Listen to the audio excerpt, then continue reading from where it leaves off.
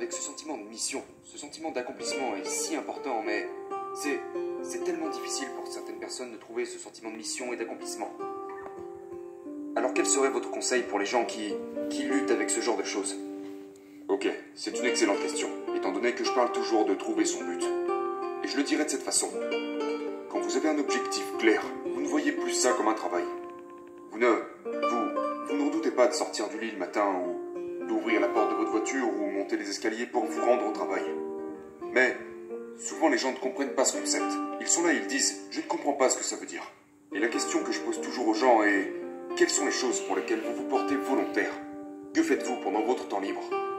À quand remonte la dernière fois où vous avez fait quelque chose sans voir le temps passer, où vous n'aviez même pas eu l'impression de travailler? Quelque chose que vous vous êtes précipité à faire parce que vous saviez qu'elle vous rendrait heureux.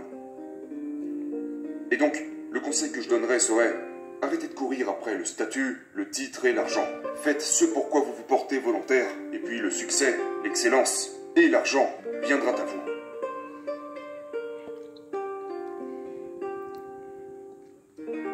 Il ne s'agit pas seulement de poursuivre un but.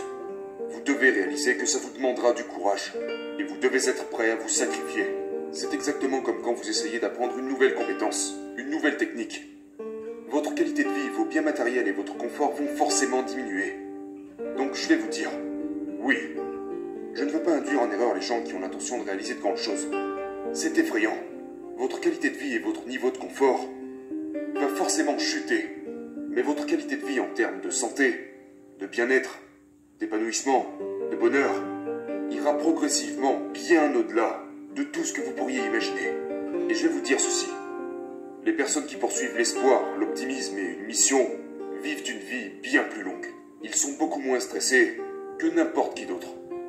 Donc lorsque vous regardez cette grande maison, cette voiture de luxe ou n'importe quel bien matériel, rappelez-vous que vous n'avez qu'une seule vie à vivre et que vous avez peut-être mieux à faire.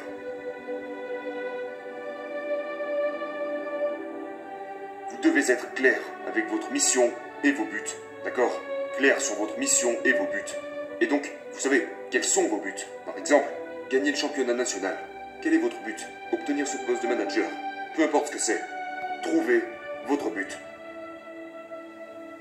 Et puis ensuite, il est important de vous demander, ok, si mon but est celui-ci, quelles sont les étapes claires par lesquelles je dois passer pour vraiment atteindre cet objectif? Disons que le but est, je dis n'importe quoi, disons que mon but est de perdre 10 kilos. C'est, je veux me sentir bien dans ma peau. Donc mon but est de perdre 10 kilos. Ok, alors maintenant, qu'est-ce que je dois faire? Eh bien, je ne dois pas manger après 19 heures. Je vais boire 4 verres d'eau de plus par jour. Je vais faire de l'exercice 20 minutes par jour. Peu importe quelles sont ces choses. Trouvez-les. Et tout d'un coup, vous vous retrouvez avec un plan précis de tout ce que vous devez faire. Mais le truc, c'est que parfois, nous traçons ce plan seulement dans notre tête.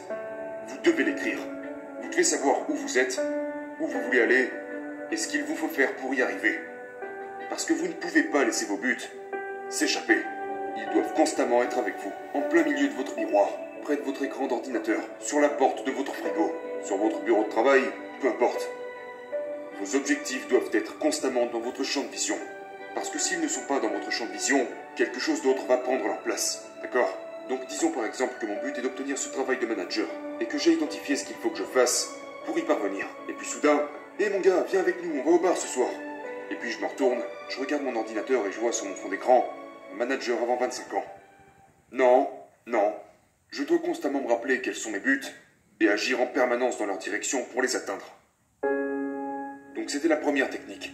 Écrivez-le et placez-le quelque part où vous pouvez le voir. La deuxième technique est vraiment tout aussi importante. Celle-ci concerne les gens avec qui vous êtes entouré. Entourez-vous de personnes qui vous rendent meilleur. Numéro 3. Quelles sont les distractions? Ne restez pas là à attendre qu'elles vous surprennent. Quand vous définissez vos buts et que vous définissez le processus, identifiez aussi toutes les choses qui risquent de vous ralentir. Quelles sont les choses qui peuvent vous distraire pour que vous puissiez vous en écarter avant qu'elles vous ralentissent?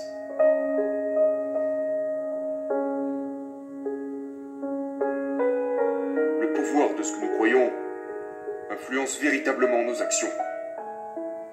Vos pensées influencent vos croyances qui influencent vos actions. La croyance en votre capacité à accomplir la tâche à accomplir influence plus que tout votre comportement. Donc personnellement, j'ai arrêté les pensées négatives. Oh mon Dieu, je pourrais jamais faire ça. Tais-toi.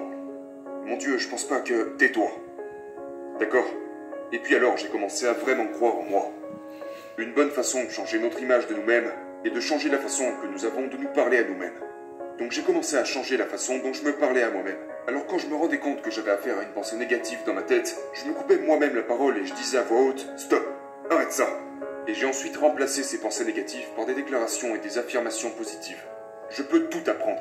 Les autres n'ont rien de plus que moi. Et mon préféré, je suis le capitaine de mon navire et le maître de mon destin.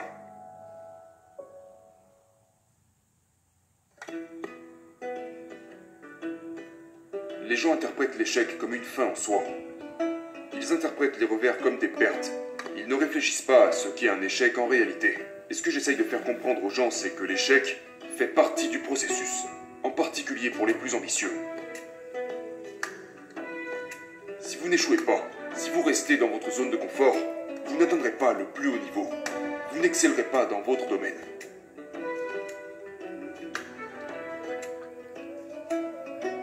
Vous devez être prêt à rater la cible de temps en temps, parce que c'est dans cet inconfort, dans l'échec, que vous allez réfléchir à « Qu'est-ce que je dois faire de manière différente?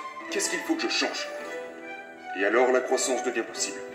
Acquérir une compétence ne peut pas se faire du jour au lendemain. Échouer signifie pas encore. Et donc l'une des choses que vous devez reconnaître est que vos échecs ne veulent pas dire non.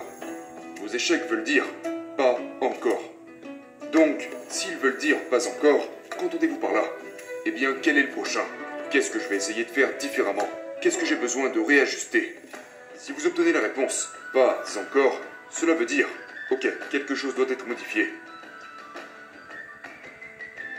Et donc c'est ce que je veux que vous disiez quand vous échouez à quelque chose. C'est comme, ok, pas encore.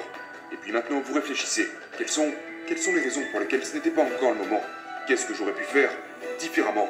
Et si vous écrivez toutes ces raisons sur papier, si vous vous arrêtez sur chacune d'entre elles, ok, alors maintenant je vais essayer ça, je vais essayer ça, je vais essayer ça, je vais essayer ça. Très bien. Mais une fois que vous avez fait ça, ça ne veut pas dire que ça ne se reproduira plus jamais. En fait, ça ne fonctionnera toujours pas. J'ai essayé ça, ça et ça, mais ce n'est toujours pas bon. Pourquoi? Si Gladwell parle de la règle des 10 000 heures, si J.K. Rowling s'est fait rejeter 10, 15, 20 fois avant de pouvoir publier son livre, ou encore si Edison est passé par des milliers d'échecs pour réussir à créer l'ampoule électrique, alors moi aussi je peux sûrement essayer encore une ou deux fois, persister, afin de réaliser mes rêves.